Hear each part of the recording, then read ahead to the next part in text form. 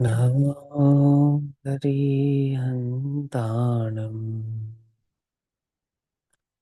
नमो सिद्धाणं नमो आयरीयाणम् नमो गजायाणम् नमो लोये सवसा पूनम्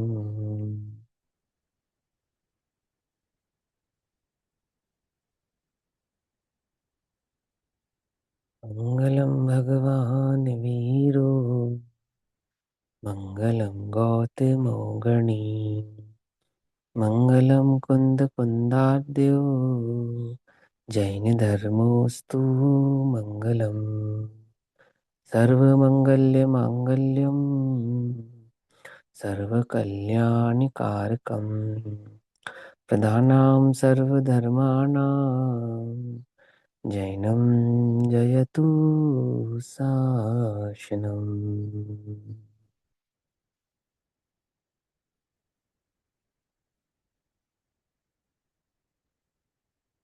सर्वव्यापीकचिद्रूप स्वरूपाय परात्मने स्वोपलब्धिप्रसिद्धाय ज्ञानानन्दात्मने नमः।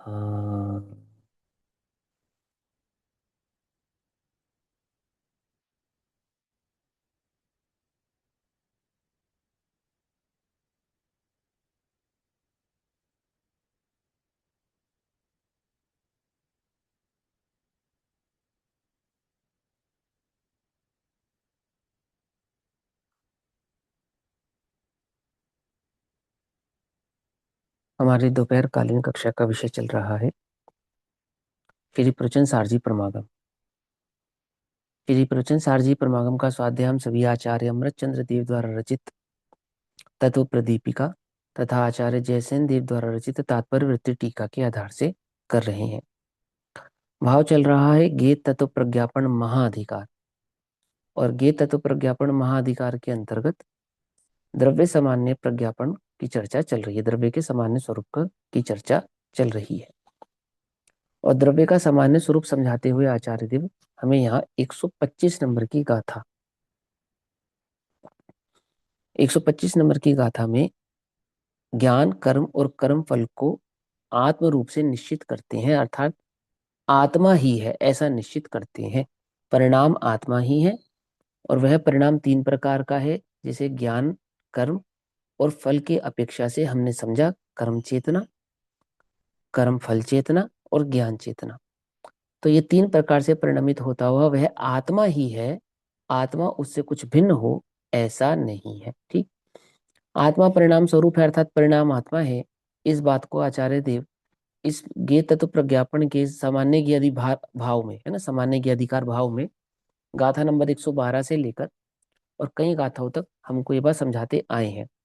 इसकी कुछ कुछ छटा आपको पहले अधिकारों में भी प्राप्त हुई होगी, जहां कहा था परिणाम ही आत्मा है, आत्मा ही परिणाम है, अर्थात पर्यायों से पहचाना जाए सो द्रव्य है, आदि आदि भाव से आचार्य देव हमको इसको पहले भी डिटेल में समझा चुके हैं।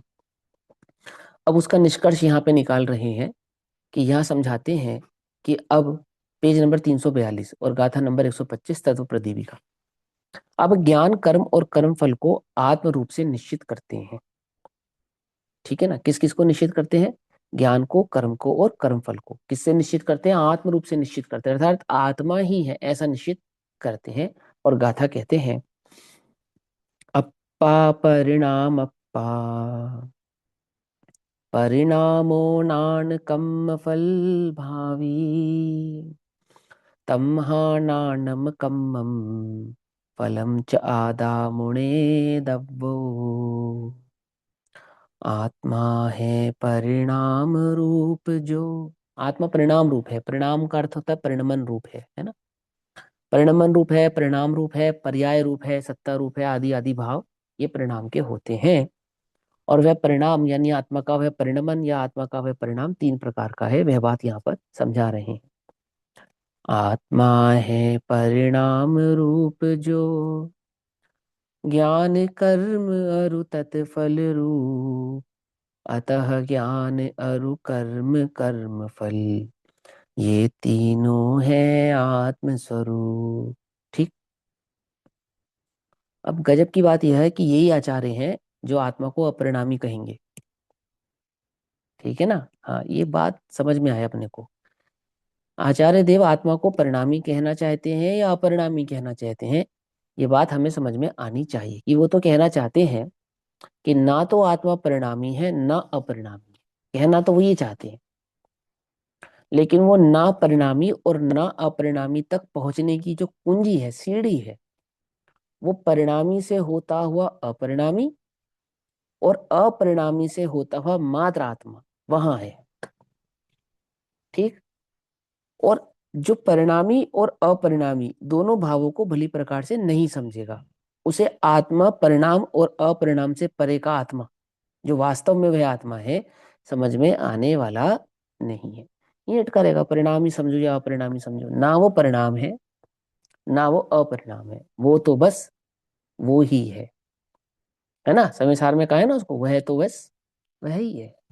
क्या कहें उसको हम, कि गुण कहे, पर्याय कहें, निश्चय से कहें, व्यवहार से कहें, क्या कहें? बोले वो तो बस वो ही है, माने अनुभूति गम्य है। लेकिन वो अनुभूति तक पहुंचे कैसे, वहां तक आए कैसे? तो वहां तक आने के लिए ये बात हमें भली प्रकार से समझ में आवे, उसके लिए गाथा है। और टीका में इस बात का निश्चय भी करेंगे। जब टीका करेंगे ना, तो वहां आपको इसका संकेत करेंगे। ये अधिकार शुरू करने से पहले भी इसका आपको संकेत किया था। 93 नंबर की गाथा से अधिकार शुरू होता है। ठीक। 126 नंबर की गाथा पे अधिकार पूरा होता है। और 93 नंबर की गाथा पे जब ये अधिकार शुरू होता है, तब आचार्य देव 90 या 91 नंबर की गाथा में,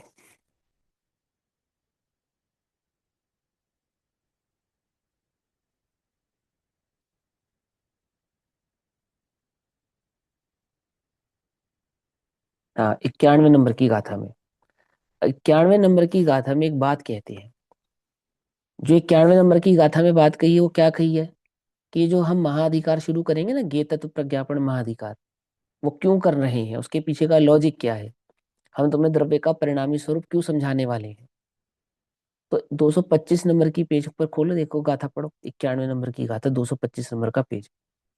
वहां उन्होंने कहा, जो मुनि सत्तामय एवं सविशेष पदार्थों की श्रद्धा नहीं करे, जो श्रवण नहीं वह उसे न धर्म कभी होता। क्या? उसे कभी धर्म नहीं हो सकता। अन्य श्रावक की, सामान्य जन की तो बात छोड़ो, वह श्रवण भी धर्म नहीं कर सकता। बोले कौन सा? जो श्रद्धा नहीं करता। बोले किसकी? बोले सामान्य विशेषात्मक पदार्थ की। तो वो सामान्य विशेषात्मक पदार्थ कैसा है? जो मुनि सत्तामय एवं सविशेष। समझ नहीं बात? तो वो सामान्य विशेषात्मक पदार्थ कैसा है? वो कैसा है उसका स्वरूप समझाने के लिए 93 नंबर की गाथा से ये सम्यक दर्शन का अधिकार, जिसको आचार्य जयसेन देव ने सम्यक दर्शन का अधिकार कहा, और आचार्य अमृत चंद्र देव ने इसको ज्ञेय तत्व प्रज्ञापन महाधिकार कहा। अर्थात वो सत्तामय स्वरूप में सामान्य विशेषात्मक पदार्थ कैसा है, जिसकी श्रद्धा किए बिना जीव को सम्यक दर्शन ही नहीं हो सकता। कि सम्यक दर्शन 80वें नंबर की गाथा को जान के बिना नहीं हो सकता, ये 91 नंबर की गाथा के बिना नहीं हो सकता। क्या कहा? कुछ बात समझ नहीं? 80 नंबर की गाथा में सम्यक दर्शन की घोषणा है, ये 91 नंबर की गाथा में सम्यक दर्शन की घोषणा है। 91 नंबर की गाथा से पकड़ के। है कि वो 91 नंबर 80 की गाथा। और 91, हाँ 80 और 91, भैया कुछ 80 और डिस्टर्ब हो 91 रहा, में आपकी दो आवाज बात ही कट नहीं कट है। के आ रही है। कुछ डिस्टर्ब हो रहा, आवाज अच्छा कट अच्छा, के आ कोई नहीं। रही है। अच्छा, ठीक ठीक ठीक। अभी ठीक है, अभी तो ठीक आ रही होगी ना, है ना। हाँ। तो 80 नंबर की गाथा है या 91 नंबर की गाथा है? कि 80 और 91 में भेद नहीं है, एक ही बात एक है। ही बात है। हाँ, वो दोनों में एक बात कही है। वो जो द्रव्य गुण पर्याय है, द्रव्य गुण पर्याय ही सत्ता है, और सत्ता में पदार्थ है। समझे या नहीं समझे? सत्ता कैसी है? द्रव्यात्मक, गुणात्मक, पर्यायात्मक होती हुई उत्पाद व ध्रुव युक्त वह पदार्थ है ना। माने वो पदार्थ ही है जो द्रव्य भाव से, भाव से और पर्याय भाव से समझाया जाएगा, और वो पदार्थ की सत्ता ही है जो उत्पाद व ध्रुवयात्मक भाव से प्रणमित होती है। पकड़ में आ रही बात? नहीं पकड़ में आ रही है बात? वहां अरहंत की नहीं है। तो अरहंत को बीच में क्यों लाए? क्योंकि अरहंत के बिना पदार्थ जाना जा सकता नहीं है। सर्वज्ञता के बिना, उस सर्वज्ञ भगवान के बिना इस वस्तु स्वरूप को समझा जा सकता नहीं है। बीच में नहीं लाए, उनके बिना जाना नहीं जा सकता। क्या कहा? बात समझ में आती ना? उनकी श्रद्धा वही बतलाएंगे कैसा है स्वरूप है। आती बात समझ में? ऐसा। तो यहाँ ये जो 125 नंबर की गाथा है, यहाँ जीव के जो परिणाम भाव की चर्चा कर रहे हैं, वो बेसिकली जीव का या पदार्थ का या वस्तु का स्वरूप कैसा है, और वह जीव, वह भगवान आत्मा, वह चैतन्य भगवान आत्मा जो वास्तव में परिणामी होता हुआ अपरिणामी है, उसका वह परिणाम स्वरूप कैसा है, वह बात यहाँ 125 नंबर की गाथा में कहते हैं। 342 नंबर का पेज, 125 नंबर की गाथा। अब यहाँ आचार्य देव टीका करते हैं, अन्वयार्थ पढ़ते हैं। आत्मा परिणामात्मक है। परिणामात्मक मतलब परिणाममय है, परिणाम ही आत्मा है, इसका अर्थ ये निकलता है। आत्मा परिणामात्मक है, लिखा ना अप्पा, परिणाम अप्पा। तो अप्पा शब्द का मतलब होता है आत्मा। तो आत्मा दो बार है ना वहां पे, परिणाम अप्पा यानी परिणाम आत्मा। आत्मा परिणामात्मा परिणामो नाण कम फल भावी। और वह परिणाम तीन प्रकार का है। कौन कौन सा? नाण, कम और फल भावी। नाण माने ज्ञान, कम माने कर्म, फल माने फल को प्राप्त करने वाला, फल भावी। ऐसा तीन प्रकार का है। तम्हा नाणम कम्मम फलम च आधा मुणे दव्वो। अतः आत्मा कैसा हुआ? कि आत्मा ज्ञान, कर्म और कर्म फल को प्राप्त होता हुआ वह आत्मा ही हुआ। ज्ञानात्मा, कर्मात्मा और कर्म फलात्मा, ऐसा। और ये तीन प्रकार का आत्मा नहीं, ये एक ही आत्मा है जो इन तीन परिणामों को प्राप्त होता है, ऐसा। तो आत्मा परिणामात्मक है, परिणाम ज्ञान रूप, कर्म रूप और कर्मफल रूप होता है। इसलिए ज्ञान, कर्म और कर्मफल आत्मा है, ऐसा समझना चाहिए। सुनो भाई, आचार्य कुंद देव कहते हैं, और उस पे आचार्य अमृतचंद्र देव टीका करके कहते हैं कि राग का कर्ता आत्मा है। यह बात तुम्हें भली प्रकार से समझ में आनी चाहिए। ठीक है ना? अब ये बात खाली प्रवचन सार में ही कह रहे होंगे, और जगह तो कहीं कहीं नहीं, समय सार में तो कहीं नहीं। क्यों?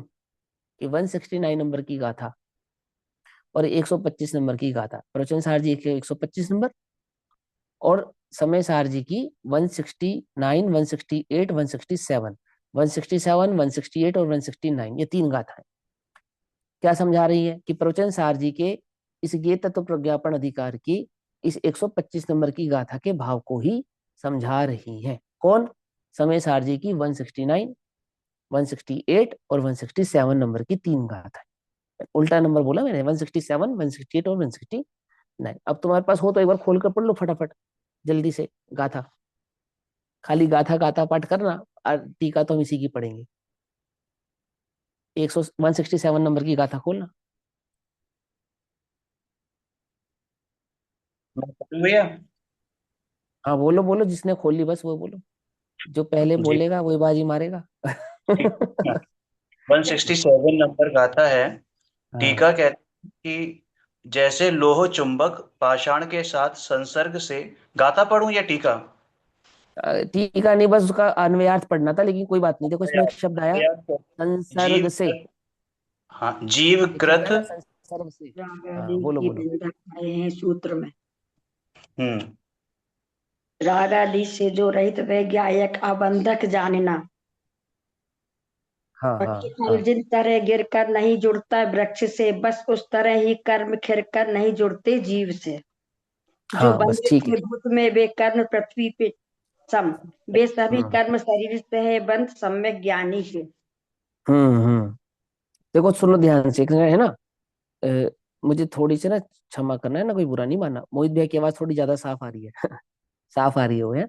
वो 167 नंबर पेज, वो 160 नंबर 7, 167 नंबर की जो गाथा है, उसका अन्वयार्थ पढ़ो, अन्वयार्थ बस, और कुछ नहीं पढ़ना। बोलो। जीव कृत रागादि युक्त भाव बंधक यानी नवीन कर्मों का बंध करने वाला कहा गया है।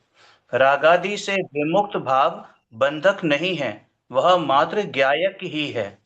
ये बस 167 है। बस इतना ही पढ़ना है बस। अब तो तुमको तो सब नमूना दिखाना था, बाकी तो तुम स्वयं पढ़ना, है ना। अब तुम बाकी मेहनत तो खुद करना। अब यहाँ समझाते हैं, देखो क्या कहा। वहां तो क्या कहा कि जीव का एक परिणाम कैसा जो बंध का कारण है, लेकिन एक परिणाम जीव का ऐसा है जो बंध का कारक नहीं है।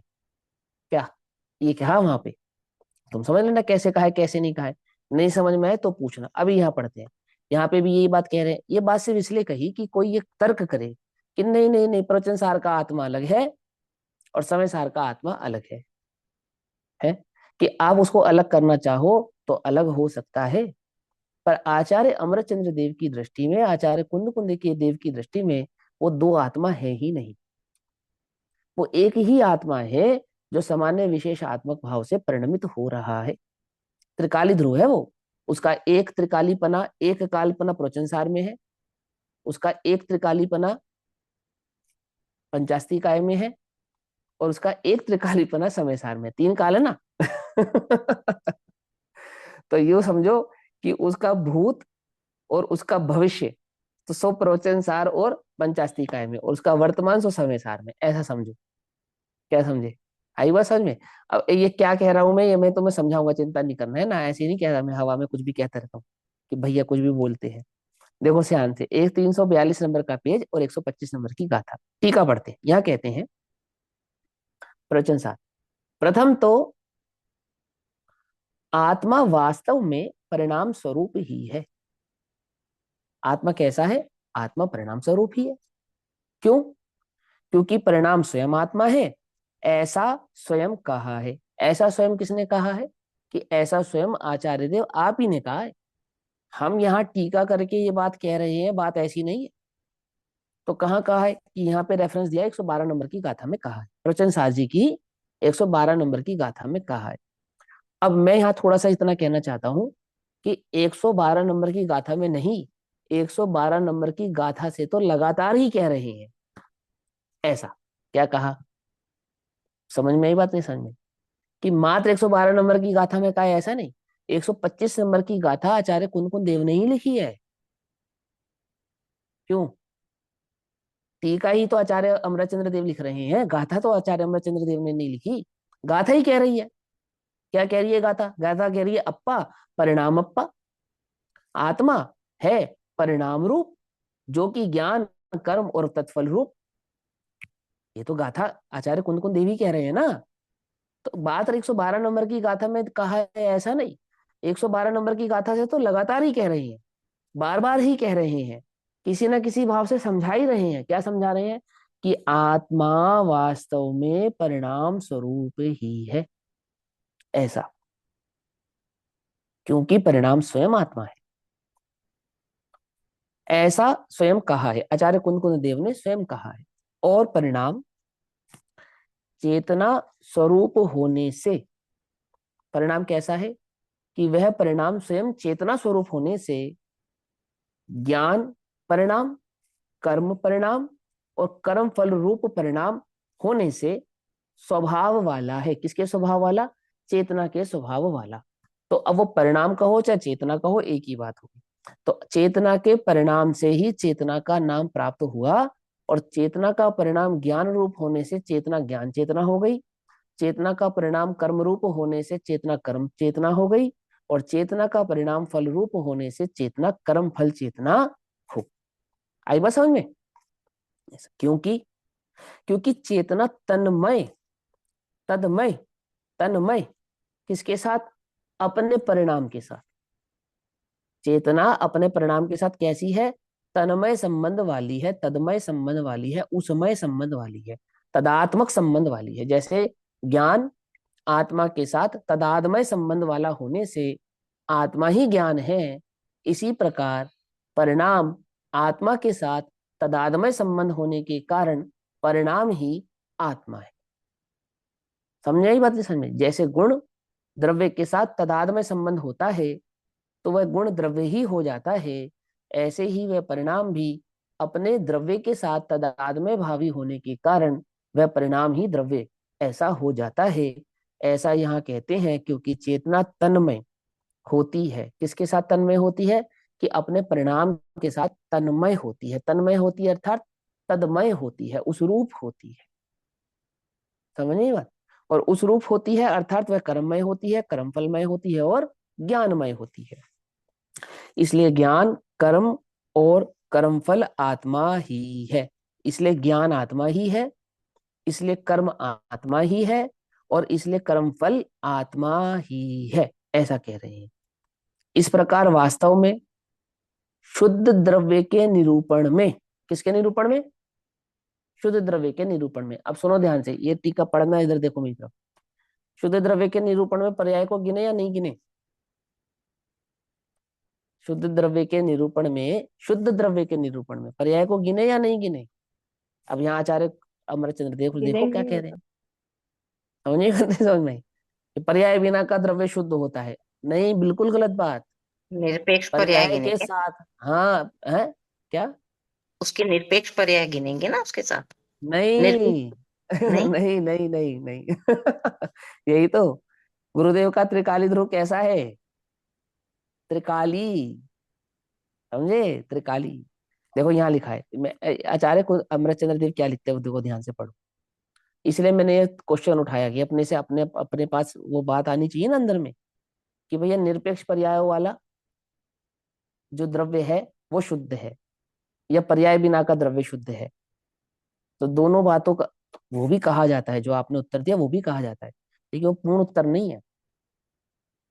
यहाँ आचार्य अमरचंद्र देव क्या कह रहे हैं, सुनो। यहाँ कहते हैं इस प्रकार वास्तव में, वास्तव में माने वस्तु स्वरूप ऐसा है, वस्तु स्वरूप ऐसा है वास्तव में, व्यवहार से नहीं, वास्तव में शुद्ध द्रव्य के निरूपण में पर द्रव्य का संपर्क यानी संबंध संग तो असंभव होने से, लेकिन पर्याय द्रव्य के भीतर प्रलीन हो जाने से, प्रलीन, प्रलीन माने द्रव्य में ही समा जाने से।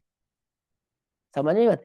क्योंकि यदि यदि तुमने निरपेक्ष पर्यायों वाले द्रव्य को शुद्ध माना, और वो जो जिसको जिन पर्यायों को तुम स्वीकार नहीं कर रहे हो, ऐसी मलिन पर्यायों को द्रव्य नहीं माना, तो द्रव्य का नाश हो जाएगा। क्यों? एक समय की पर्याय का अभाव भी यदि द्रव्य में मान लिया जावे, तो पर्याय का अभाव नहीं, द्रव्य का अभाव है। देखो सुनो ध्यान से, केवली के ज्ञान में जो झलका है उसकी सत्ता है, वह झलका है, या जिसकी सत्ता नहीं है वह झलका है? पहला प्रश्न। बोले जिसकी सत्ता है, सत्ता को जानते हैं केवली, असत को नहीं जानते। यहाँ जानते हैं। कि क्या जानते हैं? कि असत को असत जानते हैं। समझे नहीं? असत को सत नहीं जानते हैं। तो जिन पर्यायों का अभाव हुआ है उन्हें केवली कैसे जानते हैं? कि वे असत होती हुई भी सत है, एक समय का सत है, स्वकाल का सत है, और वह उस द्रव्य का सत है जिस द्रव्य से वह प्रकट हुई थी, और उस द्रव्य में ही वह प्रलीन हो गई है। प्रलीन, मारिच की पर्याय को, मारिच की उस एक समय की पर्याय को, वो महावीर की ही है, वर्तमान में जो सिद्ध अवस्था से प्राप्त ये द्रव्य आत्म द्रव्य है, इसी की है। यह बात कैसे जानी जाएगी? याद करो, क्या याद करें? ज्ञान अधिकार याद करो। क्या? केवल ज्ञान का स्वरूप याद करो। क्या सिखाया था तुम्हें हमें? हमने तुमने केवल ज्ञान का स्वरूप क्या समझाया था? वो जो नहीं है ऐसी अनागत पर्यायों को भी जानता है। क्यों? क्योंकि उन पर्यायों की स्वकाल की अपेक्षा से सत्ता है। वो जो जा चुकी है ऐसी प्रलीन पर्यायों को भी वह केवल ज्ञान जानता है, क्योंकि स्वकाल से उन बीती हुई पर्यायों की सत्ता है। वर्तमान की अपेक्षा से असत है, स्वकाल की अपेक्षा से असत नहीं है। ये बात यहां से आती है कि पर्याय कहां से आती है? बोले द्रव्य से आती है। और कहां जाती है? कि द्रव्य में जाती है। और इसीलिए द्रव्य त्रिकाली है। सुनो ध्यान से, यदि तुमने द्रव्य को त्रिकाली स्वीकार किया तो तुम्हें ये बात समझ में आनी चाहिए। और अगर तुम मात्र निरपेक्ष पर्याय वाले द्रव्य को शुद्ध मानोगे तो द्रव्य त्रिकाली रहता नहीं है। त्रिकाली कहाँ रहा वो? पकड़ में ही बात नहीं? पकड़ में ही। और यहां से पंडित टोडरमल जी की बात आती है कि वो निश्चय भाषी को क्या कहते हैं? कि द्रव्य तो शुद्ध पर्यायों का पिंड है, अर्थात द्रव्य शुद्ध है तो त्रिकाली शुद्ध है। क्या कहा? तो एक अपेक्षा से शुद्ध माने और एक अपेक्षा से अशुद्ध माने ऐसा द्रव्य का स्वरूप नहीं है, वो तो पर्याय का स्वरूप है। क्या कहा? समझ में आई बात? नहीं समझ में आई? पर्यायों में शुभ शुद्ध और अशुद्ध का भेद है, द्रव्य में शुद्ध अशुद्ध का भेद नहीं है। द्रव्य तो त्रिकाली शुद्ध है, अपनी अशुद्ध पर्यायों के साथ परिणमता हुआ द्रव्य शुद्ध है। क्या कहा? अब तुमने क्या कहा? कहां से शुद्ध माना द्रव्य को? निरपेक्ष पर्यायों के साथ शुद्ध माना, है ना? ऐसे है ना? और सापेक्ष पर्यायों के साथ अशुद्ध माना, तो तुमने द्रव्य को शुद्ध माना। हो गई गड़बड़। तुम्हें त्रिकाली तो समझ में भैया नहीं जी, आया। हाँ। यदि अपन इसको ऐसा समझे अपने लिए, हम्म। वर्तमान में जो द्रव्य में हूँ, हाँ। तो पूर्व की अनादि की जो हमारी पर्याय हुई हैं, हम्म।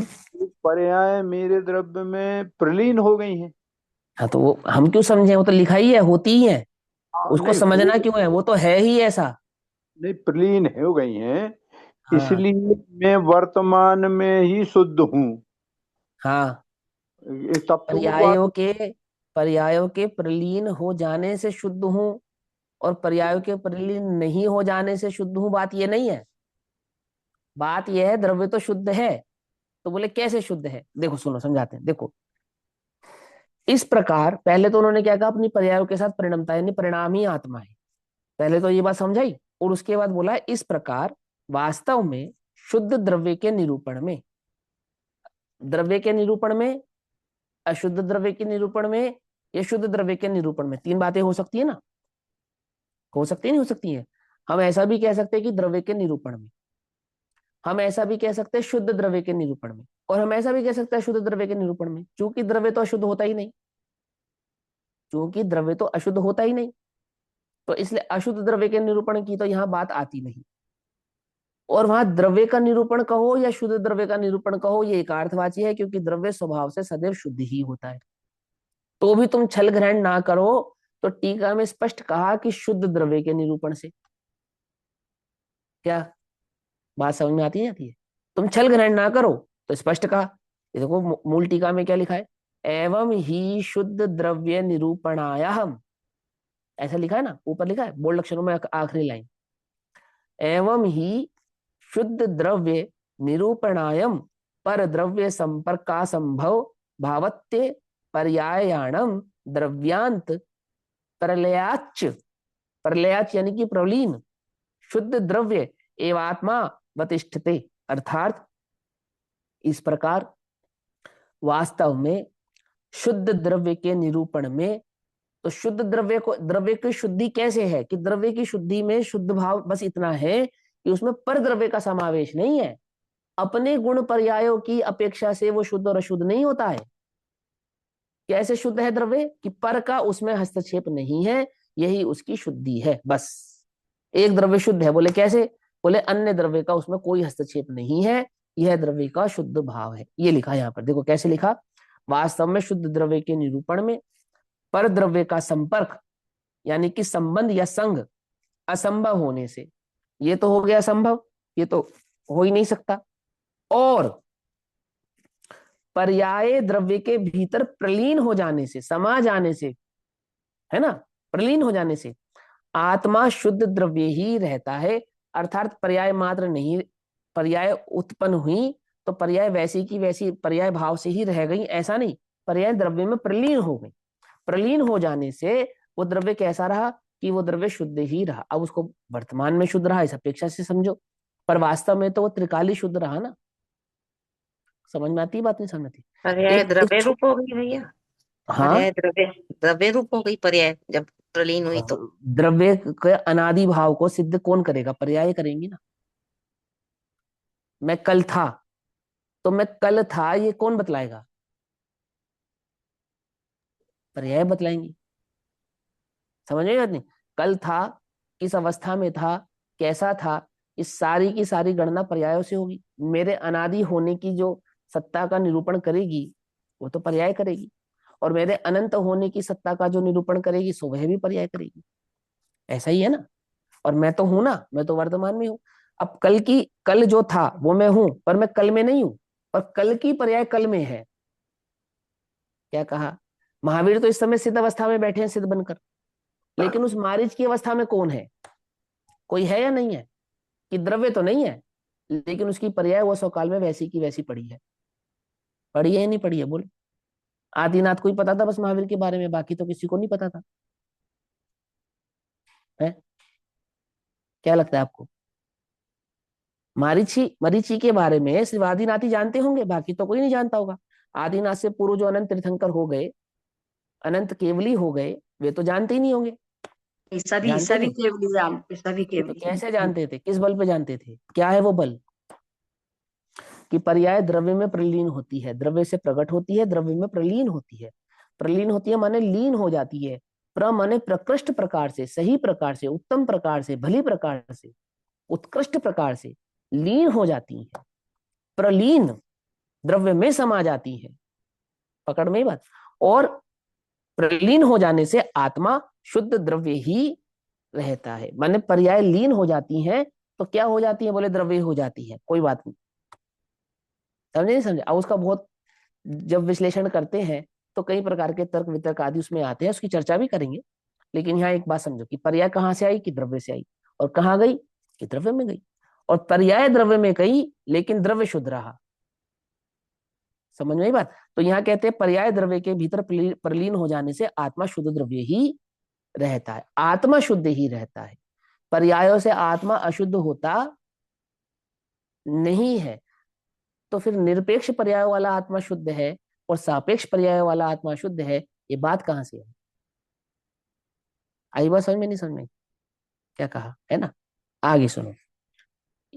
विद्या व्यसनी स्वाध्याय व्यसनी बनो। समझे नहीं समझे? है ना? 343 नंबर का पेज, वस्तु स्वरूप समझने के लिए, क्षेपम ज्ञान के लिए नहीं, छल ग्रहण ना हो उसके लिए। आगे क्या कहते हैं? अब इसी भाव को 125 नंबर की गाथा पर जो आचार्य अमरचंद्र देव ने टीका की, इस टीका का तात्पर्य क्या है और 125 नंबर की गाथा का तात्पर्य क्या है, वह तात्पर्य वृत्ति में आचार्य जयसेन देव बतलाते हैं। और जब तात्पर्य वृत्ति में इसकी टीका करते हैं तो 125 नंबर की गाथा 135 हो जाती है। अब इस यहाँ शब्द आचार्य को, कहते हैं, हाँ एक क्या मिनट, इस बोलो? शब्द का अर्थ है एव आत्मा तिष्ठते, मतलब इसीलिए वो आत्मा में ही तिष्ठता है। इसी ये हाँ 125 हाँ, नंबर पे। एव आत्मा, इसलिए वह आत्मा आत्मभाव से ही तिष्ठता है, स्थित रहता है, आत्मा ही स्थित रहता है। पर्याय हम्म, स्थित नहीं रहती, द्रव्य स्थित रहता है, ऐसा। न पर्याय द्रव्य तो रूप में ही प्रलीन हो जाती है, हाँ, ऐसा। चलो आगे क्या कहते हैं भैया अब? भैया हाँ बोलो भैया, बोलो बोलो एक बोलो। मिनट और दूंगा बस। ये जो आपने लास्ट लाइन बोली इसको है ना बस एक लाइन में रिकॉल करवा दो। जो मैं समझ पा रहा हूँ कि जैसे शुद्ध शुद्ध पर्याय जो मेरे में है या नहीं है, लेकिन फिर भी उसके कारण से मेरी शुद्धि या अशुद्धि नहीं है, मैं तो जैसा हूं वैसा ही हूं, इसलिए हाँ इसको बिल्कुल शुद्ध यही द्रव्य है। कहा गया। बात बात ऐसी ही है कि पर्यायों से द्रव्य शुद्ध नहीं होता और पर्यायों से अशुद्ध नहीं होता, बात तो ऐसी ही है। लेकिन चर्चा करने पर भी हम जब कहते हैं शुद्ध द्रव्य, तो हम निरपेक्ष पर्यायों वाला तो द्रव्य शुद्ध मानते हैं और सापेक्ष पर्याय वाला द्रव्य अशुद्ध मानते हैं, शुद्ध नहीं मानते हैं। तो गड़बड़ करते हैं ना, द्रव्य के दो खंड करते हो आप। समझे नहीं समझे? द्रव्य को द्रव्य दृष्टि से देखने पर अनादि शुद्ध है ना वो, है ना? उसको आज उसको जब गुरुदेव कहते हैं त्रिकाली शुद्ध, त्रिकाली द्रव्य, त्रिकाली ध्रुव, ऐसा कहते हैं गुरुदेव। तो वहां त्रिकाली कहने का क्या तात्पर्य है? कि त्रिकाली माने समस्त पर्यायों वाला। पर्याय बिना का द्रव्य शुद्ध है ऐसा नहीं कहते वो। जब जब कहा त्रिकाली ध्रुव, तो पर्याय सहित का द्रव्य शुद्ध है, ये अर्थ है इसका। क्या समझे? नहीं समझ में बात? माने जब जब जब भी रहा, जिस भी पर्याय के साथ रहा, जिस भी पर्याय में रहा, शुद्ध ही रहा, अशुद्ध कभी हुआ ही नहीं, इसलिए वो त्रिकाली शुद्ध है, सिंपल। पर्याय बिना का द्रव्य शुद्ध है ऐसा थोड़ी, ध्रुव मात्र भी कह सकते हैं, कहते भी हैं। लेकिन गुरुदेव के मुख से आप बार बार सुनते होंगे त्रिकाली ध्रुव, त्रिकाली ध्रुव, त्रिकाली ध्रुव। त्रिकाली में त्रिकाली क्या है? त्रिकाली में ध्रुव त्रिकाली है या पर्याय त्रिकाली है? कि पर्यायों में ध्रुव त्रिकाली है और ध्रुव में पर्याय त्रिकाली है क्या? और त्रिकाली है, बराबर सही है। समझे? त्रिकाल, काल माने समय, तीनों काल। कौन सा काल? भूतकाल, वर्तमान काल और भविष्य काल। तो ध्रुव का कोई काल होता है क्या? ध्रुव तो अकाली होता है, सरदारों वाला अकाली नहीं। काल से निरपेक्ष होता है ध्रुव, ध्रुव तो अकाली होता है, और निर्दलीय और अकाली और ऐसा वाला बस समझ लेना, यहाँ समझना, ध्रुव तो अकाली होता है। अकाली होता है माने काल, काल से परिणमित नहीं होता है, ऐसा, ऐसा होने पर भी वो त्रिकाली शुद्ध होता है। तो ध्रुव का जो त्रिकाली पना होता है वो वास्तव में तो उसकी पर्यायों की सूचना देता ना, अनादि से अनंत। तो आपने अनादि और अनंत जो ध्रुव को देखा, वो द्रव्य से देखा या पर्यायों से देखा? कि अगर यदि द्रव्य से देखा तो द्रव्य में काल भेद नहीं है, और जब द्रव्य में काल की अपेक्षा से देखते हैं तो वो पर्याय भेद है। मैं था वो पर्याय थी, मैं रहूंगा वो भी पर्याय है, और मैं हूं वो तो वर्तमान में हूं ना मैं, है तो ये भी पर्याय। तो परिणाम परिणामी के बिना नहीं, परिणामी परिणाम के बिना नहीं, ये बात समझ में आती नहीं आती? और वो परिणाम परिणामी से परे वह तो बस वह ही है, शुद्ध अशुद्ध का भेद ही नहीं है उसमें। द्रव्य की अशुद्धि तो बस इतनी समझो कि उसमें पर द्रव्य का समावेश करें तो अशुद्ध है, जो कि होता नहीं, इसलिए वो सदैव शुद्ध ही है। समझ में बात नहीं? समझ में? संकर क्या है? पर्याय से संकर नहीं होता, द्रव्य से संकर होता है। एक द्रव्य दूसरे द्रव्य के योग से संकर होता है, वह द्रव्य अपनी पर्यायों से संकर दोष को प्राप्त नहीं होता, मलिन नहीं होता। समझ में बात नहीं? समझ? तो भी कर्म चेतना, कर्म फल चेतना और ज्ञान चेतना से तीन भाव से परिणमित हुआ, ऐसा कहेंगे। ऐसा होने पर भी वो शुद्ध द्रव्य, शुद्ध ध्रुव भगवान आत्मा, जिसकी पर्याय उसी में प्रलीन हो गई हैं, अर्थात वह द्रव्य तब भी शुद्ध हुआ, शुद्ध होने पर भी कर्म चेतना, कर्म फल चेतना और ज्ञान चेतना से तीन प्रकार से परिणमित हुआ, ऐसा कहते हैं। इसका अर्थ है परिणामी होता हुआ अपरिणामी और अपरिणामी होता हुआ परिणामी। ये सम्यक दर्शन का अधिकार है। तो सम्यक दर्शन कैसे प्रकट करे? बोले पहले तो समस्त द्रव्यों से समस्त परद्रव्यों को भिन्न करके अपने चैतन्य द्रव्य पर अपने को लावे। द्रव्य का स्वरूप तूने समझा, उत्पाद व ध्रुव, ये भली प्रकार से समझा। द्रव्य गुण पर्यायात्मक भाव, वह भली प्रकार से समझा। अब यहाँ अपने उपयोग जो लक्षण है आत्मा का, उससे समझ कि वह उपयोग जब परासक्त हुआ, जो तू कभी हो नहीं सकता, मैंने दो द्रव्य कभी मिल नहीं सकते ना, कि हाँ नहीं मिल सकते, और वो पराशक्ति ही तेरी अशुद्धि है, और वो पराशक्ति तू त्यागे तो तू शुद्ध है। ये तो नहीं लिखा इसमें, पर आगे पढ़ते हैं आचार्य जयसेन देव क्या कहते हैं। ठीक, अब आचार्य जयसेन देव क्या कहते हैं 125 नंबर की गाथा पर, जब आचार्य जयसेन देव टीका करते हैं तो 135 नंबर की गाथा होती है 343 नंबर का पेज। यहाँ कहते हैं अब भैया वो जो समुद्र का एग्जाम्पल देते हैं कि लहरें उठती हैं, जब वो समुद्र में विलीन होती हाँ हैं तो हाँ हाँ बाहर गंदगी छोड़ के जाती हैं, हाँ, बाहर ही रह जाती है। गंदगी छोड़कर जाती है, बाहर रह जाती है, ये सब उदाहरण समझाने के लिए है। द्रव्य हम्म, समुद्र की लहरों जैसा नहीं है, और पर्याय समुद्र की लहरें जैसे नहीं उठती हैं। समझे? बिल्ली दिखाई है शेर दिखाने समझाने के लिए, अब तुम बिल्ली को शेर समझो तो हमारा क्या दोष है? कि समुद्र की लहर उठती है, अच्छा, तो समुद्र की लहर जब उठती है तो गंदगी बाहर छोड़ जाती है, इससे तो ये सिद्ध होता है कि भीतर से गंदगी लेकर आती है? गंदगी कहाँ से आती है? बाहर से ही आती है, बाहर से आती है, और बाहर बाहर की ही छोड़ होती है, जाती है। बाहर ही छोड़ जाती ये संकर दोष हो गया, ये संकर दोष हो गया, संकर दोष। कैसे हो गया? गंदगी पर द्रव्य, वो एक समय की पर्याय अपने स्वषटकारकों से जब उत्पन्न होती है और मलिन होती हुई भी शुद्ध होती है। पता ये बात? मिथ्यात की पर्याय शुद्ध है या अशुद्ध है? शुद्ध मिथ्यात की ही पर्याय है। शुद्ध है या अशुद्ध है? अब ये तुम्हें ये बात समझ में आए तो बात समझ में आए। एक समय की पर्याय अपने स्वषट कारकों से उत्पन्न होती है, पर का उसमें कोई हस्तक्षेप नहीं है। अपनी स्व स्वतंत्र स्वतंत्र योग्यता से, स्वकाल स्वतंत्र योग्यता से प्रकट होने के कारण वो एक समय की पर्याय मिथ्यात्व भाव से होती हुई भी शुद्ध ही है। तथापि मेरे शुद्ध स्वभाव का निरूपण नहीं करती है, इसलिए हम उसे अशुद्ध है ऐसा कहते हैं। मैं पर्याय मात्र नहीं, मैं त्रिकाली द्रव्य हूं, और वो एक समय की पर्याय मेरे त्रिकालपने की सिद्धि ना करके वो उस अपने एक समय की पने की सिद्धि करती है। इसलिए जितनी दृढ़ता के साथ मैं मिथ्यात्व का पक्ष नहीं लेता, उतनी ही दृढ़ता के साथ मैं सम्यक दर्शन की पर्याय का भी पक्ष नहीं लेता हूं। क्या समझे? और कदाचित यदि सम्यक दर्शन की पर्याय का मैं पक्ष कहीं लेता हुआ दिखाई भी देता हूं, तो भी बस इसलिए कि वो मेरे त्रिकाली शुद्धि का निरूपण कर रही है, बस इसलिए, अदरवाइज नहीं। पर्याय बिना का द्रव्य अध्यात्म में क्यों स्वीकार किया गया? तो वहां केवल ज्ञान की पर्याय को भी स्वीकार नहीं किया, मिथ्यात्व की पर्याय को तो छोड़ ही दो। बात समझ में आई? ये वो बात है कि वो शुद्धि अशुद्धि बाहर रह जाती है, भीतर कहीं बाहर और भीतर कुछ नहीं है, जो है वो द्रव्य है, जो है वो द्रव्य है, अपने द्रव्य गुण पर्याय से परिणमित होता हुआ वह एक द्रव्य है। समझ में आई बात?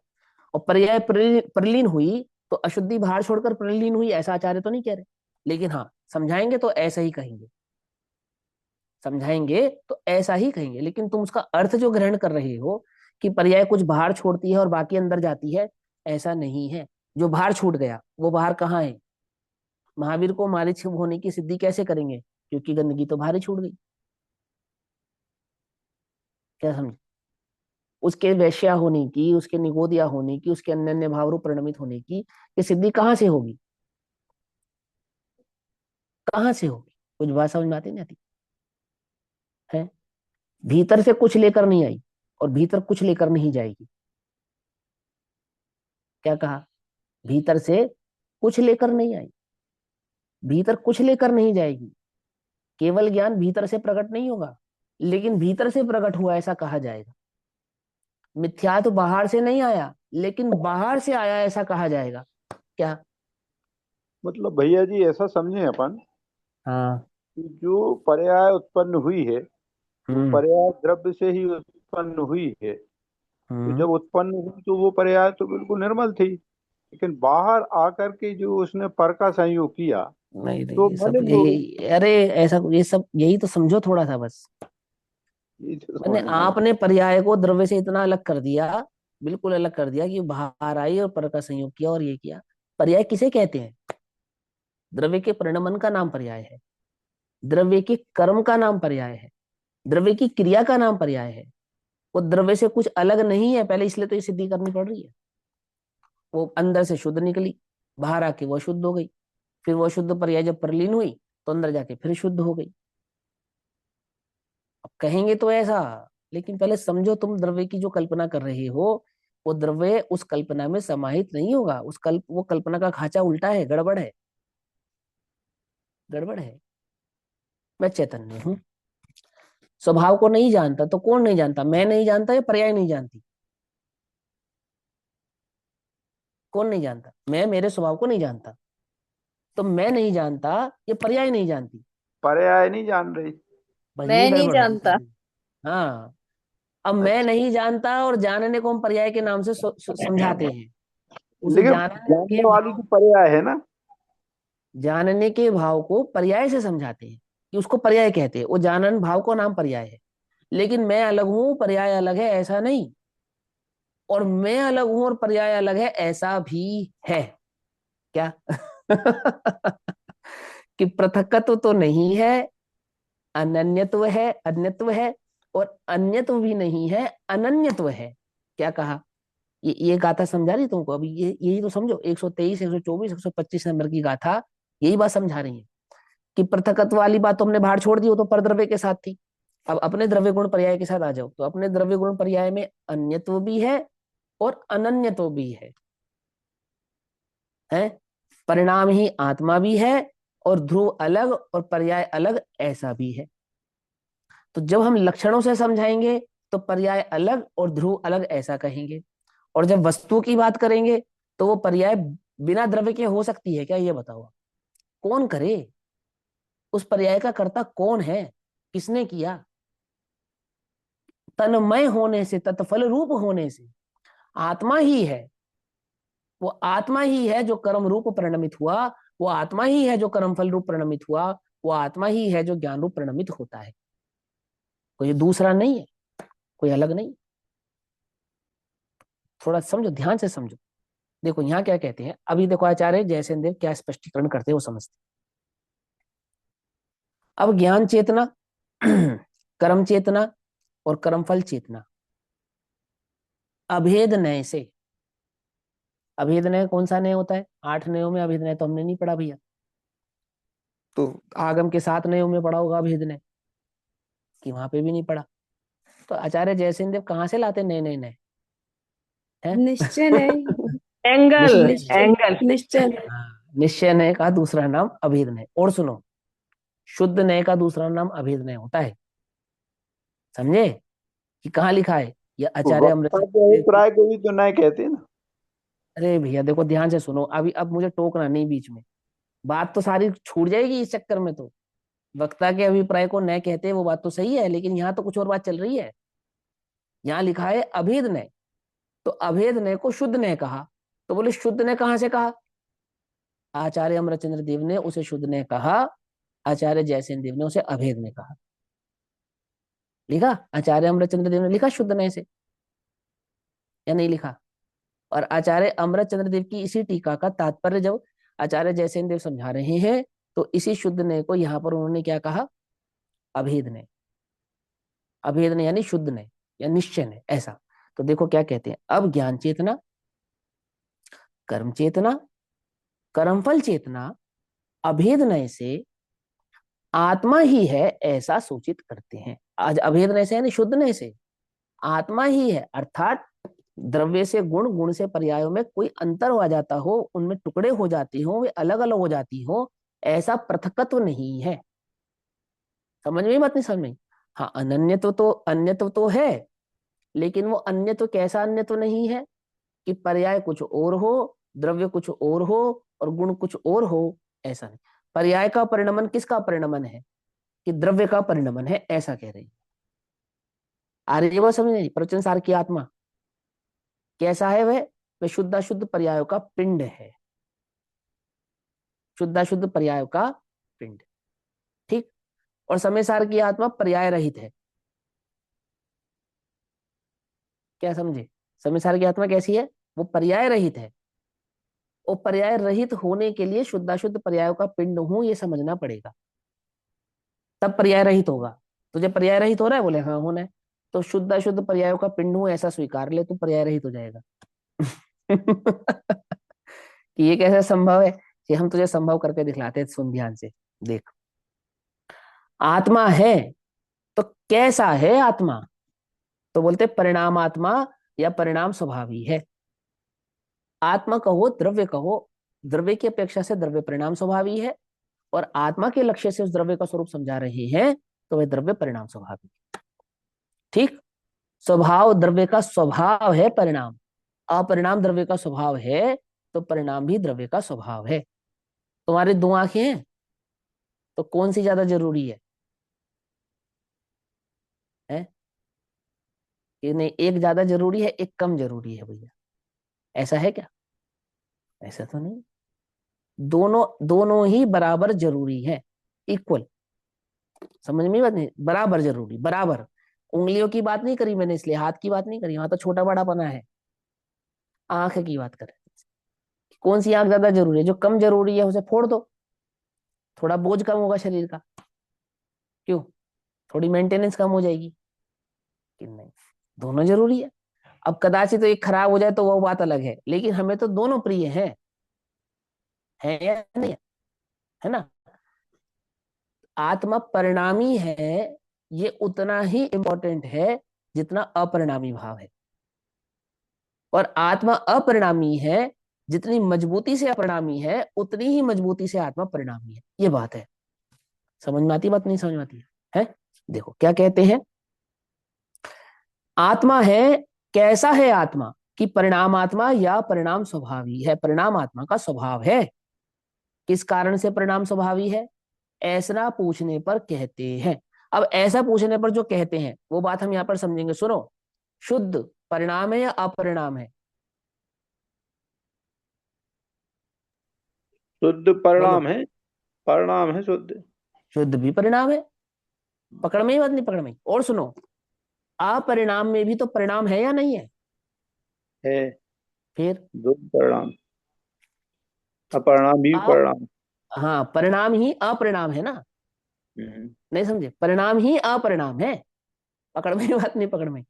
तो अगर आत्मा को देखो, तो आत्मा तो परिणाम और अपरिणाम भाव से परे होना चाहिए। क्यों? क्योंकि अपरिणाम भी परिणाम का सापेक्षपना खड़ा करता है। जब हमने कहा ना अपरिणाम, तो उससे परिणाम की सापेक्षता खड़ी होती है। तो इसलिए आचार्य कुंद कुंद देव तो उसको क्या कहेंगे? जब सिर्फ शुद्ध आत्मा की बात करेंगे तो वो तो बस वो ही है, ऐसा कहकर निपटाएंगे, क्योंकि वो वास्तव में ऐसा ही है। यदि मैं उसको शुद्ध देखता हूं तो शुद्ध भी परिणाम है, और अगर मैं उसको अशुद्ध देखता हूं तो अशुद्ध भी परिणाम है, और अगर मैं उसको आत्मा देखता हूं तो ना उसमें शुद्ध है ना अशुद्ध है, वह तो बस वह ही है। समझे या नहीं समझ में बात? तो मैं अपने को शुद्ध देखूं या आत्मा देखूं? कि तू अपने को आत्मा देख। फिर प्रश्न उठेगा कैसा आत्मा? तो तुझे फिर वो आत्मा का स्वरूप समझाना पड़ेगा, परिणाम और अपरिणाम दोनों भावों से। फिर तू आत्मा को देखना तो ये प्रश्न नहीं उठेगा कि कैसा आत्मा, जब जिसमें परिणाम भी नहीं और अपरिणाम भी नहीं, वो आत्मा कैसा है? तो बोले परिणाम किसे कहते हैं वह समझ, और अपरिणाम किसे कहते हैं यह समझ। ये दोनों बातें समझ में आती है तो परिणाम और अपरिणाम से परे का आत्मा समझ में आता है। देखो अब यहाँ क्या कहते हैं, सुनो। आत्मा किस कारण से परिणाम स्वभावी है, अर्थात आत्मा में, आत्मा को हम परिणामी कह रहे हैं, तो किस बात को हम आत्मा का परिणाम कह रहे हैं? ऐसा प्रश्न पूछने पर कहते हैं परिणाम स्वयं आत्मा है, ऐसा पूर्व गाथा में स्वयं ही कहा गया है। सो परिणाम कहते हैं, परिणाम कहते हैं अर्थात परिणाम है। प्रश्न, क्या विशेषता वाला परिणाम है? हम आत्मा को परिणामी कह रहे हैं तो कोई अपनी मर्जी से कह रहे हैं ऐसा नहीं। आचार्य अमरचंद्र देव जैसे आचार्य, आचार्य जयसेन देव आचार्य क्या कहते हैं, हमने आत्मा को परिणामी कहा टीका में, तो अपने मन से नहीं कह दिया, हमारे गुरु कहकर गए आत्मा परिणामी है, आचार्य कुंद कुंद देव। और यही प्रश्न अगर हम आचार्य कुंद कुंद देव से पूछते आप आत्मा को परिणामी कह रहे तो क्या कहते? वो कहते केवली बढ़ितम, मैं कौन सा अपने मन से कह रहा हूं क्या? जैसे उन्होंने टीका में कहा कि उन्होंने पहले कहा है, आचार्य कुंद कुंद देव पहले कहकर गए 112 नंबर गाथा में, 113 14 15 16 गाथाओं में कह रहे, और आचार्य कुंद कुंद के पास जाओ कि भैया आप आत्मा को परिणामी क्यों कह रहे हो, तो क्या उत्तर देंगे? है केवलियों ने कहा है, मैं क्यों अपने मन से कह रहा हूं इस बात को? समझे नहीं समझे? क्या कहते हैं, ज्ञान भावी, कर्म भावी तथा कर्मफल भावी है। कैसा है वह परिणाम? वह परिणाम तीन प्रकार का है, ज्ञान भावी, कर्म भावी तथा कर्मफल भावी। अर्थात ज्ञान रूप, कर्म रूप तथा कर्मफल रूप से होने के स्वभाव वाला है, ऐसा यहाँ अर्थ है। अर्थात परिणाम तीन स्वभाव का है, ज्ञान स्वरूप परिणाम है, कर्म स्वरूप परिणाम है और कर्मफल स्वरूप परिणाम है। जिस कारण से परिणाम स्वभावी है, उस कारण से पिछली गाथाओं में कथित ज्ञान चेतना है। पूर्व गाथा सूत्र में कथित ज्ञान चेतना है, वहीं पर कथित लक्षण वाली कर्म चेतना है, तथा पूर्व सूत्र कथित लक्षण रूप कर्मफल चेतना है। अर्थात पिछले सूत्रों में हमने ज्ञान चेतना, कर्म चेतना और कर्मफल चेतना है उसका स्वरूप आपको बतला दिया, और वह जो चेतना का स्वरूप हमने आपको बतलाया है वह आत्मा का परिणाम है, और आत्मा परिणाम स्वभाव वाला है। बस यहां इतनी बात कही। अब आगे सुनो। तथा पूर्व सूत्र कथित लक्षण है, यह चेतना तीन प्रकार की होने पर भी यह चेतना तीन प्रकार की होने पर भी, अर्थात एक चेतना को कह रहे ज्ञान चेतना, एक चेतना को कह रहे कर्म चेतना, और एक चेतना को कह रहे कर्मफल चेतना। लेकिन ये तीन चेतना नहीं है, एक ही समय में कर्ता कर्म करणाधिकरण भाव से अभेद है। चाहे तुम उसको शुद्ध निश्चय की अपेक्षा से देखो, चाहे तुम उसको अशुद्ध निश्चय की अपेक्षा से देखो। अर्थात चाहे तुम उस आत्मा को अशुद्ध पर्यायों के सहित देखो, और चाहे तुम उस आत्मा को शुद्ध पर्यायों के साथ देखो, अपने परिणाम के कर्ता कर्म अधिकरण भाव से वह संयुक्त भाव वाली ही होती है। यह चेतना तीन प्रकार की होने पर भी अभेद नय से आत्मा ही है। अब नय ने अभेद नहीं किया है, आत्मा अभेद है अपने परिणाम से, इसलिए अभेद ने उसको अभेद बतला रहा है। ऐसा ऐसा मानना चाहिए, जानना चाहिए। साथ में आपको ये क्या दिया, उपदेश भी दिया। ऐसा मानना चाहिए, ऐसा जानना चाहिए, ऐसा अलग अलग, सिर्फ जान लेना चाहिए ऐसा नहीं, ऐसा जानना चाहिए, ऐसा मानना चाहिए। आगे क्या कहते हैं, इससे क्या कहा गया है, आप क्या कहना चाहते हो तीन प्रकार की चेतना को अभेदने से एक करके? कि तीन प्रकार की चेतना के परिणाम से परिणमित होता हुआ आत्मा क्या करता है कि निश्चय रत्नयात्मक शुद्ध परिणाम से मोक्ष को साधता है। क्या कहा, निश्चय कर्ता कर्म अधिकरण भाव को समझे तो मोक्ष को साधता है, और अपने कर्म कर्ता कर्म अधिकरण को नहीं समझे तो शुभ भाव अशुभ भाव के चक्कर में बंध को साधता है। पकड़ में बात, क्या कहा? निश्चय रत्नात्मक, आत्मात्मक, परिणामात्मक, आत्मा अपने निश्चय रत्नात्मक परिणामात्मक भाव को समझे, जाने, माने तो शुद्ध परिणाम से मोक्ष को साधता है। और आत्मा अपने निश्चय परिणाम को ना समझे, अर्थात अपने निश्चय कर्ता कर्म करण भाव को ना समझे तो पर का कर्म कर्ता कर्म अधिकरण भाव धारण करने के कारण शुभाशुभ भाव से बंध को साधता है। पकड़ में, बात नहीं पकड़ में? वह आत्मा जो अकर्ता है, वह आत्मा जो अपरिणामी है, वह आत्मा जो त्रिकाली शुद्ध है, अपने परिणाम का कर्ता होने के कारण अपने ही परिणाम से अपने शुद्ध भाव को भी साधता है और अपने ही परिणाम से अशुद्ध भाव को भी साधता है। अब यहाँ ये जो टीका है 135 नंबर की गाथा टीका, यहाँ इस गाथा को याद करो। जो शुद्ध जाने आत्म को वह शुद्धता को प्राप्त हो, अविशुद्ध जाने आत्म को अविशुद्धता को प्राप्त हो। क्या मतलब है उसका? कि जो आत्मा निश्चय रत्नात्मक शुद्ध परिणाम से मोक्ष को साधता है तथा शुभाशुभ भाव से बंध को साधता है। इस प्रकार 3 प्रकार की चेतना के कथन की मुख्यता से 3 गाथाओं द्वारा चौथा स्थल यहाँ पर पूर्ण होता है। अब उत्थानिका करके, इस उपसंहार करके 126 नंबर की गाथा में उस गेत तत्व प्राप्त भाव को जो अपने कर्ता कर्म अधिकरण से आत्मा का समझा ना, वह फल आत्मा है, यह बात आचार्य देव और स्पष्टीकरण भाव से कहते हैं। 126 नंबर की गाथा हेडिंग पढ़ते हैं, समय तो नहीं है पूरी गाथा पढ़ेंगे, लेकिन वो लिंक्ड है ना, इसके लिए हेडिंग पढ़कर चलते हैं। देखो क्या कहते हैं। अब इस प्रकार गे तत्व को प्राप्त आत्मा की शुद्धता से, गे तत्व माने जानने योग्य। तुमने आत्मा का स्वरूप जाना या नहीं जाना? है ना? तुमने द्रव्य गुण पर्याय से स्वरूप समझा या नहीं समझा आत्मा का? कि हाँ हमने समझा। भैया तो कहते गेयत्व लिखा हुआ है, गेयत्व मतलब जानन पना नहीं हो गया, हाँ, जानना। गेयत्व, गे तत्व को गेयत्व, गे भाव है ना जो आत्मा गे तत्व, उसको तुमने जाना, तो जाना गेयत्व। गेयत्व माने गे पना। तो आत्मा ज्ञान पने वाला है या गे पने वाला है? कि आत्मा ज्ञान स्वभावी है और ज्ञान ही गे भी है। तो कहते अब इस प्रकार गेयत्व को प्राप्त आत्मा की, माने जो गे तत्व है ना, गे तत्व प्रज्ञापन में गे तत्व कौन है? कि सभी द्रव्य हैं, लेकिन सभी द्रव्यों की मुख्यता से आत्म द्रव्य है। मैंने 6 द्रव्यों का स्वरूप समझा और आत्म द्रव्य का स्वरूप समझा। तो वो जो गे तत्व है उसको तुमने जाना। तो किस गे तत्व को जाना? कि हमने अपने आत्म तत्व को जाना, तो गेयत्व, जानने योग्य, जानने में आने योग्य, जाना गया। इस प्रकार गेयत्व को प्राप्त आत्मा की शुद्धता के निश्चय से, आत्मा की शुद्धता का निश्चय कैसे किया आपने? कि हमने आत्मा की शुद्धता का निश्चय ऐसे किया कि अपने परिणाम का कर्ता आत्मा स्वयं है और पर्याय आत्मा में प्रलीन हो जाती है और आत्मा सदैव शुद्ध ही रहता है। ऐसे उत्पाद व ध्रुवीयात्मक भाव से परिणमित होता हुआ वह आत्मा अपरिणामी होता हुआ परिणामी, परिणामी होता हुआ अपरिणामी, ऐसा पूरे पूरे ऐसे ऐसे समझे ना। 93, 94, 95 कुछ गाथा इसमें पढ़ी हमने। जो क्या कहा?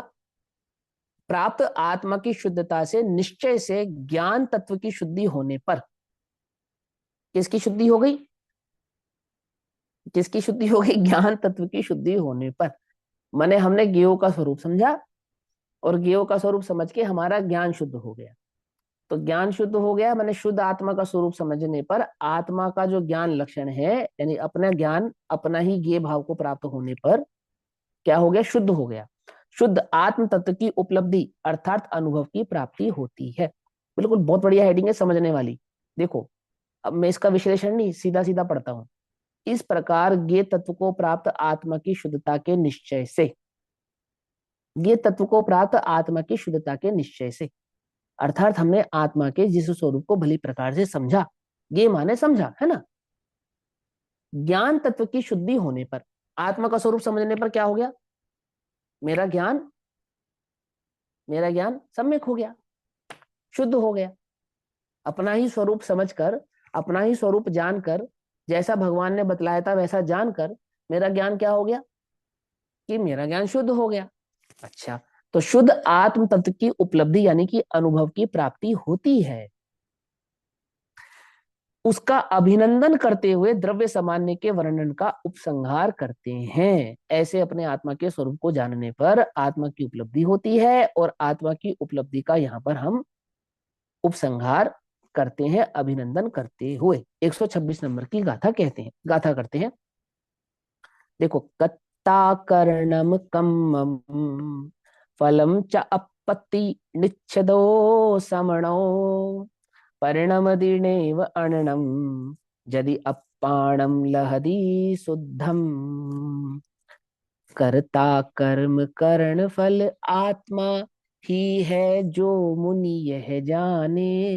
91 नंबर की गाथा में क्या कहा था?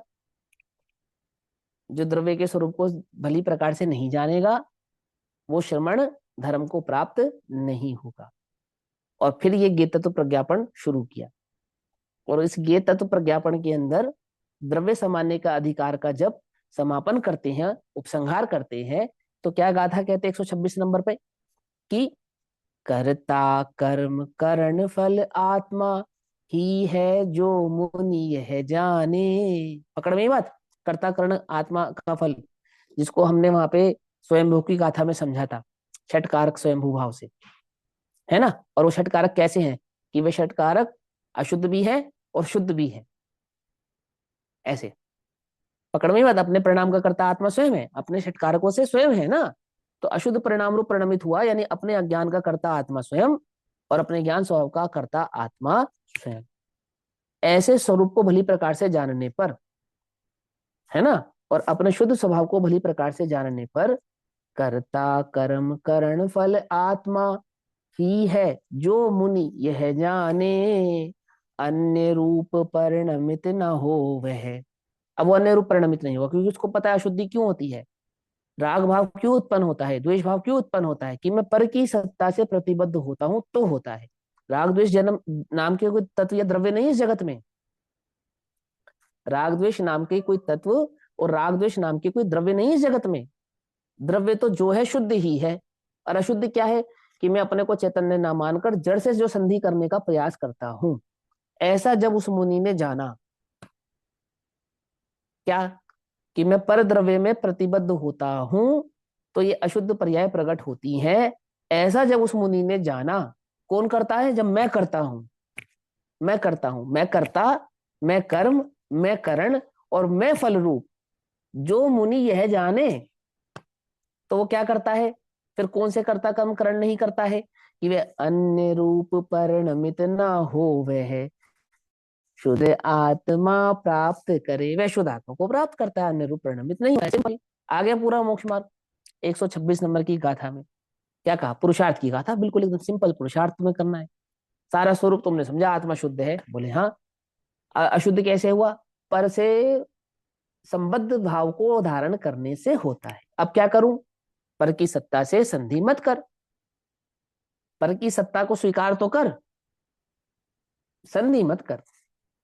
संधि तो अपने से कर। पकड़ में बात नहीं? पकड़ में अपने से संधि करेगा तो क्या करेगा? अन्य रूप परिणमित नहीं होने से वह शुद्ध आत्म भाव को प्राप्त होता है, अर्थात अपने को आत्मा हूं ऐसा मात्र स्वीकार करता है। आत्मा हूं मात्र स्वीकार करने पर जो भी पर्याय प्रकट होंगी, हम उन्हें उपचार से शुद्ध हैं ऐसा कहेंगे। क्या कहा? उपचार से कहेंगे कि हाँ उपचार से कहेंगे। समझाएंगे क्या कहा? मैं आत्मा हूं ऐसा स्वीकार करने पर अब जो भी पर्याय प्रकट होंगी, क्योंकि जो भी पर्याय अभी तक प्रकट हो रही थी हम उन्हें उपचार से ही अशुद्ध कह रहे थे। समझना ध्यान से, ये बात तुम्हें समझ में आए तो बात है। तो यहां से आते हैं पंचाध्याय के नए खड़े होते हैं, यहां से खड़े होते हैं तो वहां पे निश्चय एक ही है, कौन? परम शुद्ध निश्चय नए, जहां आत्मा बिना पर्यायों का खड़ा है और बाकी सात ने वो सब पर्याय के खाते में पड़े हैं, चाहे वे शुद्ध हो और चाहे वे अशुद्ध हो। ये पूरी बात समझ में आती है तो, अन्यथा नहीं। अब इसका क्या भाव है, इसकी टीका क्या है, वो हम कल पढ़ेंगे, अभी समय हुआ। तब तक के लिए सभी को जय जिनेन्द्र। ओम नमः सिद्धेभ्यः।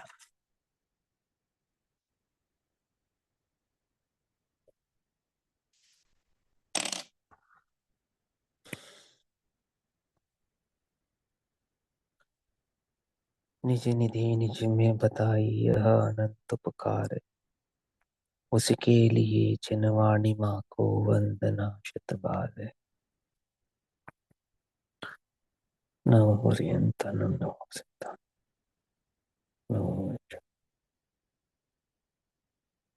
नमो हरियंतानं नमो